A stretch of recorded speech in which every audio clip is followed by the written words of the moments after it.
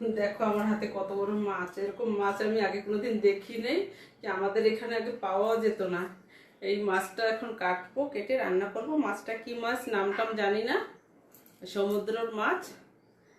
মুখটা দেখো খালি চাকুর মতো পেটে ঢুকে যাবে, কার ঢুকাই দেবে। কত বড় মাছ, তাই দেখো। এখন মাছটা কাটবো।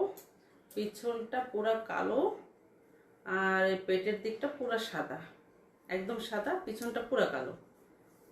দেখতে খুবই সুন্দর মাছ। দেখো তোমাদের দূরের থেকে দেখাচ্ছি, আমার আধা, আমার থেকে মানে আমার বডির আধার থেকেও বেশি। তো ঠিক আছে, এখন মাছটা কেটে নেই, কেটে তারপর রান্না করব। এই দেখো মাছটা কেটে নিয়ে এসেছি। এই যে মাছের পিসগুলো দেখো, রিং সাইজ করেছি, এই যে এরকম সাইজ করেছি। এক থালা কতগুলো মাছের পিস বেরিয়েছে দেখো। আর এই যে মাথার সামনে একটু কেটে ফেলে দিয়েছি, ওটা পুরো একদম কুমিরের মুখের মতো লাগলো, দাঁত ভর্তি ভিতরে। এই যে দেখো, এখন মাছটা আমি লবণ হলুদ মাখিয়ে রান্না করব। এই মাছ আগে কোনোদিন রান্না করিনি, কি আগে কোনোদিন দেখি নেই। এটা কেমন করে রান্না করে তো জানি না, তোমরা জানলে আমাকে কমেন্ট করে জানাবে। আমি তো আমার মতন করে নর্মালি রান্না বান্না করব। তো ঠিক আছে, এখন আর রান্নাটা আরম্ভ করি। লবণ হলুদ মাখিয়ে ভাজা করি মাছ, তারপর রান্না করব। সব মাছ লাগবে না, কিছু রেখে দিয়েছি, আর বাকি মাছ কয়েকটা এই যে লবণ হলুদ একটু লঙ্কার গুঁড়ো দিয়ে ভালো করে মাখিয়ে নেব।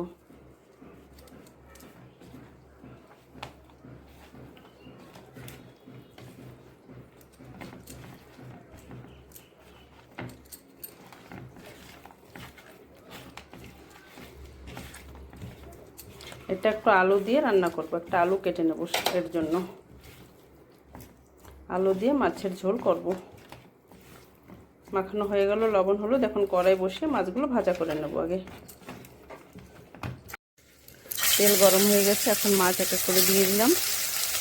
মাছগুলো সব এক সাইজে দেখো কাটা হয়েছে, মাছের পিসগুলো সব রিং পিস এক সাইজের হয়েছে।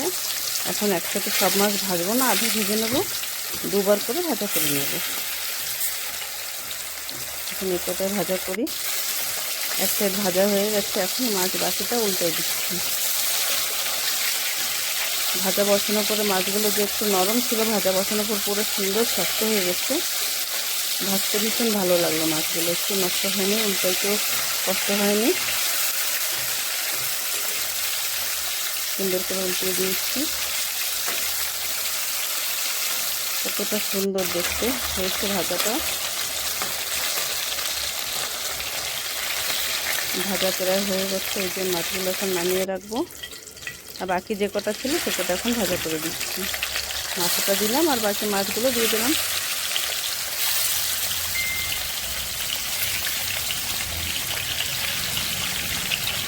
এইভাবে সব মাছগুলো ভেজে নিলাম। এই মাছটাও ভাজা হয়ে গেছে, এখন এই মাছগুলো এখন তুলে দেবো। তুলে তারপরে তরকারিটা বসাবো, আলু দিয়ে রান্না করবো। কেমন লাগবে কে জানে, জানি না। প্রথমবার রান্না করছি মাছ, প্রথমবার কেটেছি, প্রথমবারই দেখেছি মাছ, প্রথমবারই এখন রান্না করব। এতে সব মাছ ভাজা হয়ে গেছে,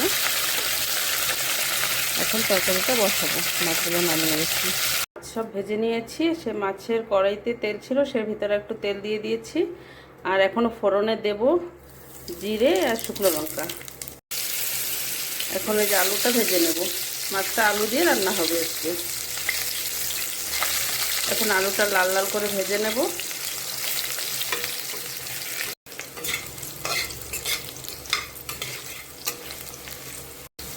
আলুটা ভাজা হয়ে গেছে, এখন দিয়ে দেবো টমেটো।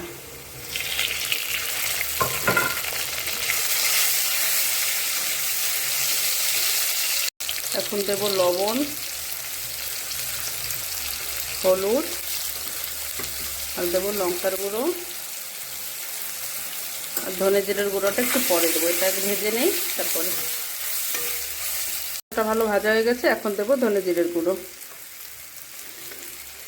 2 চামচ দিলাম। এখন এটা একটু সময় কষিয়ে নেব।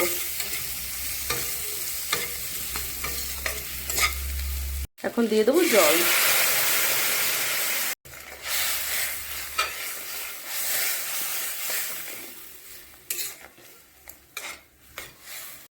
ঝোলটা ঝোলটা ভালোভাবে ফুটে উঠেছে। এখন ঢেকে রেখে দেবো। আলুটা সিদ্ধ হওয়ার জন্য ঢাকা দিতে হবে। এখন ঢেকে রাখবো।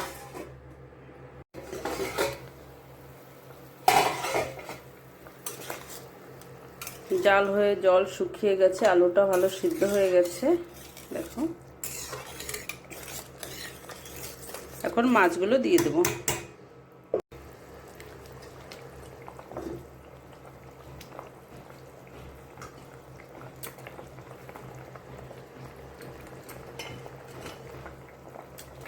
মাছগুলো ভাজা করার পরে মোটামুটি শক্ত হয়ে গেছে, তেমন আর নরম ব্যাচ ব্যাচ করছে না।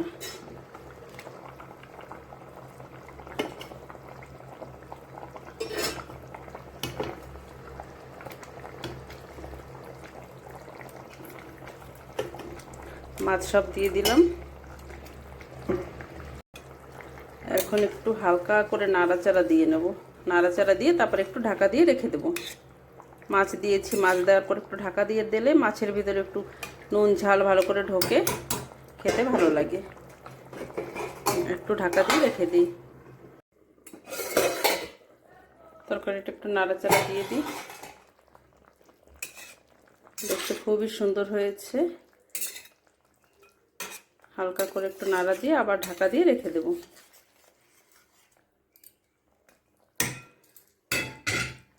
আবার একটু ঢাকা দিয়ে রেখে দিলাম।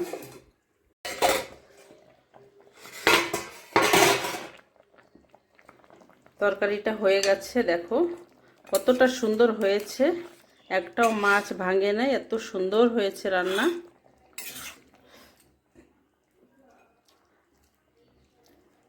তোমরাও এইভাবে রান্না করে খেয়ে দেখো, ভীষণ ভালো লাগবে। আর এই মাছ তো কোনোদিন পাওয়া যায় না, বাই চান্স কখন কখন পাওয়া যায়। এই মাছ পাওয়া গেলে কিনে এরকম রান্না করে খেয়ে দেখো, ভীষণ ভালো লাগবে। আমি তো আজকে প্রথমবার রান্না করেছি এই মাছ এইভাবে। দেখতে তো ভীষণ ভালো হয়েছে, খেতেও ভীষণ ভালোই লাগবে। আর ভিডিওটা ভালো লাগলে একটা লাইক কমেন্ট শেয়ার করে দিও।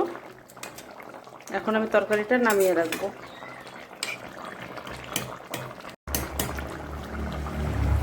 দেখো কতটা সুন্দর হয়েছে রান্নাটা, টকবক করে ফুটছে। একটু ফুটে উঠলেই গ্যাসটা বন্ধ করে দেব। রান্না আমার রেডি। দেখো কেমন হয়েছে, খুবই সুন্দর হয়েছে। ভিডিওটা ভালো লাগলে একটা লাইক করে দিও। আজকের মতন এখানে রাখি। সবাই ভালো থেকো, সুস্থ থেকো।